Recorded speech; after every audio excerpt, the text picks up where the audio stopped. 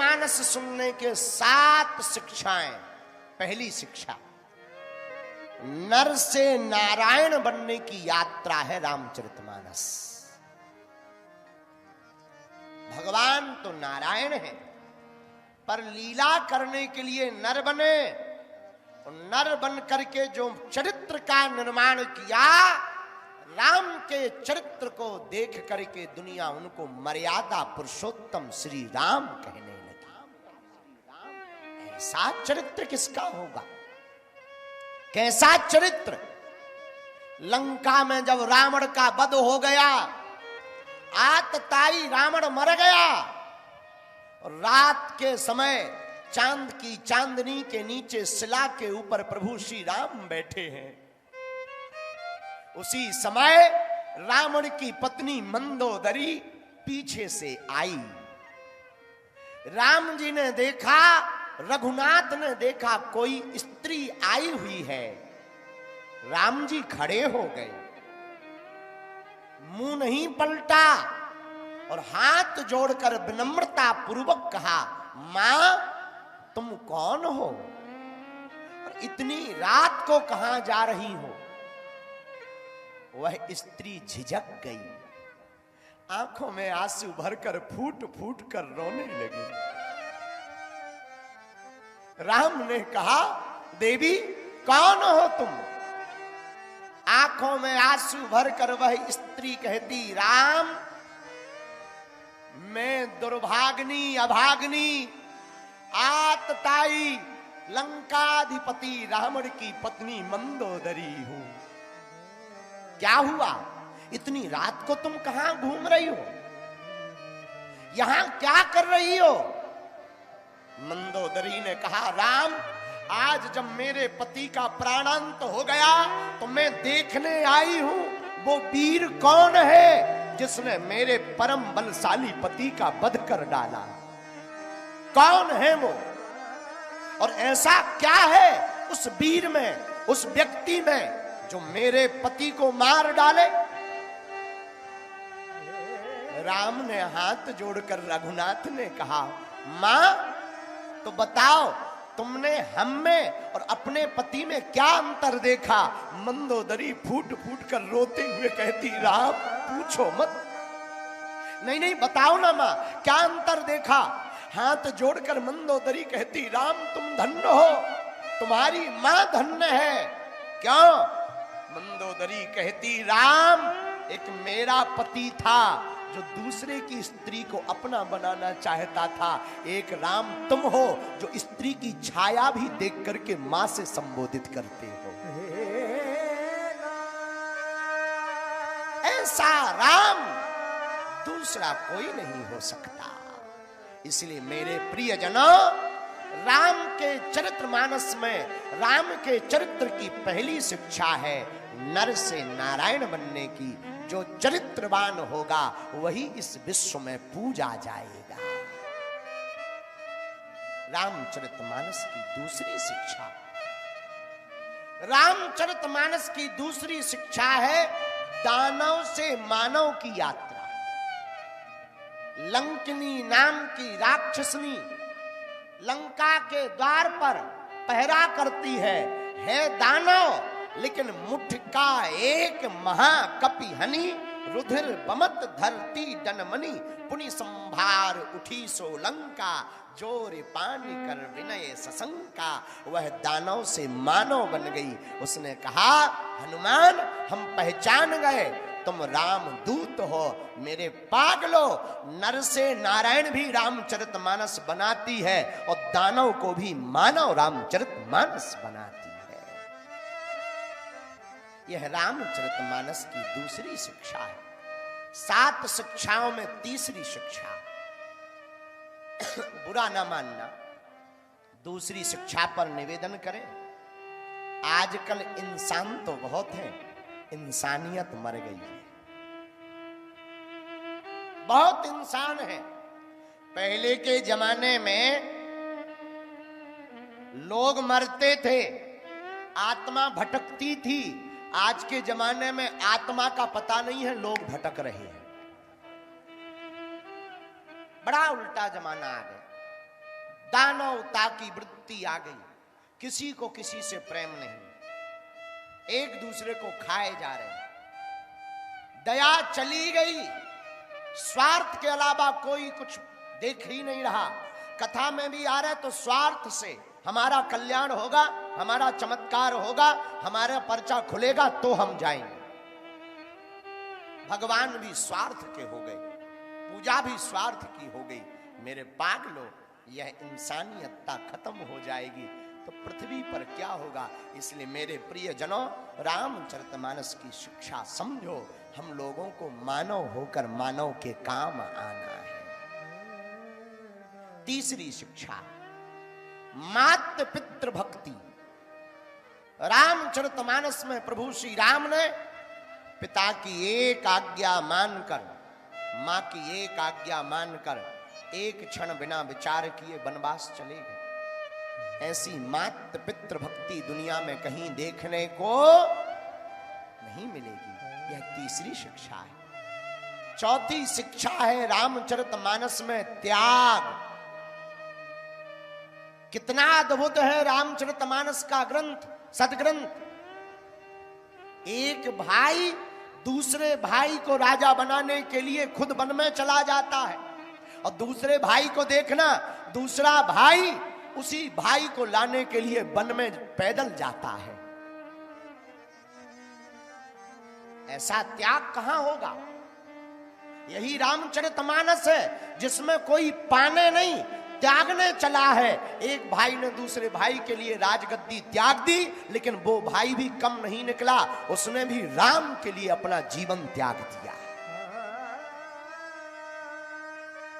ऐसा त्याग रामचरितमानस के अलावा कहीं नहीं मिलेगा। यह चौथी शिक्षा है। पांचवी शिक्षा, मेरे पागलों, पांचवी शिक्षा है जीवन जीने की कला। कितना भी संघर्ष हो, कितना भी व्याधियां आ जाएं, कितना भी संकट आ जाए, रामचरितमानस से सीखना चाहिए। वन में जाकर के जब राम जी की धर्म पत्नी हमारी मां जानकी जी का हरण लंका का राजा रावण कर ले जाता है, तब प्रभु श्री राम धैर्य नहीं खोते हैं। वह नारायण होकर के भी प्रभु अपनी कोई लीला नहीं दिखाते, कोई महिमा का वर्णन नहीं करते, भगवान होकर के भी भगवत्ता का प्रयोग नहीं करते। लेकिन हमारे परमात्मा नर होकर के बानरों का संग लेते हैं। ये जीवन जीने की कला है। यह रामचरितमानस की पांचवी शिक्षा है। छठवीं शिक्षा बड़ी प्यारी, भ्रातृत्व प्रेम। भाई का प्रेम सीखना है तो रामायण से सीखो। पागलो, इस दुनिया में वर्तमान में सबसे ज्यादा महाभारत कहीं है तो घर घर में है। आज भाई भाई को आंख से नहीं देख रहा, भाई भाई के लिए कोई मर नहीं रहा, भाई भाई के लिए कोई जी नहीं रहा। अब तू भाई को भाई से दूर करने के लिए प्रयोग किए जा रहे और भाई भाई आपस में मरने मिटने के लिए तैयार हैं। मेरे पागलों, अगर रामचरितमानस को तुम अपना आदर्श मानते हो तो सबसे पहले तो भाई भाई में प्यार होना चाहिए। कितना अद्भुत प्रेम! आहा, राम जी जब बन गए, 14 वर्ष का वनवास मिला। तापस वेश विशेष उदासी,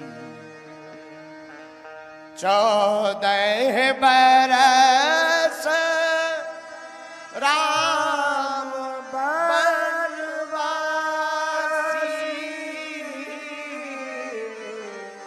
14 बरस राम वनवासी। 14 साल के लिए जब राम वन को गए, चित्रकूट के वनों में जब रघुनाथ जी पैदल चले और जब चित्रकूट पहुंच गए तो एक दिन राम जी ने वन देवी को बुलाया। वन देवी ने कहा, भगवन क्या आज्ञा है? राम जी बोले, हे वन देवी, जिस रास्ते से चलकर हम आए हैं वहां जितने कंकड़ पत्थर हो सबको हटा दो। तो वन देवी ने कहा भगवान आप तो चलकर आ गए हो, अब कंकड़ पत्थर हटाने की क्या आवश्यकता है, इसकी क्या जरूरत है। रघुनाथ जी ने कहा देवी अब जरूरत है, पहले नहीं थी। क्यों? तो मुस्कुराते हुए रघुनाथ कहते वन देवी कल के दिन हमारा भाई भरत आएगा, उसके पैर में कांटा लगेगा, उसको डबल दुख हो जाएगा। तो कृपा करके वन के जितने कंकड़ पत्थर हैं उनको दूर कर दो। धन्य है भाई का प्रेम, धन्य है भाई के प्रति स्नेह। वन देवी की आंखों से आंसू आ गए। और मेरे प्रिय जनों, जब भरत आर्तनाद करते हुए राम जी को मनाने गए तो देवता संकुचित हो गए, संकोच में पड़ गए कि कहीं रघुनाथ जी भरत के आर्तनाद को सुनकर के लौट न आवे। लेकिन जब प्रयागराज पहुंचे और महात्माओं ने भरत जी का आर्तनाद करुण सुका पुकार सुनी, रुदन सुना, तो महात्माओं की आंखों से आंसू आ गए। महात्मा दोनों हाथ उठा करके बोले भैया हमने तपस्या की तो तपस्या का फल राम जी के दर्शन मिले, लेकिन हम लोग सोच रहे थे कि अगर तपस्या का फल राम जी के दर्शन है तो राम जी के दर्शन का फल क्या होगा। पर आज जब भरत को देखा तो महात्मा बोले भैया तपस्या का फल अगर राम जी के दर्शन है तो राम जी के दर्शन का फल भरत भैया के दर्शन है। आहा, यह भ्रातृत्व प्रेम रामचरितमानस से सीखो। रामचरितमानस से सातवीं और अंतिम शिक्षा मित्रता। मित्रता कैसी होनी चाहिए रामचरितमानस में सीखो।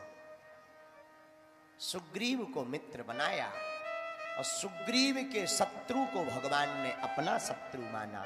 यही मित्र का गुण होना चाहिए, जिससे मित्रता हो उसका शत्रु हमारा शत्रु है, उसका मित्र हमारा मित्र है। मित्र का दुख हमारा दुख है, मित्र का सुख हमारा सुख है।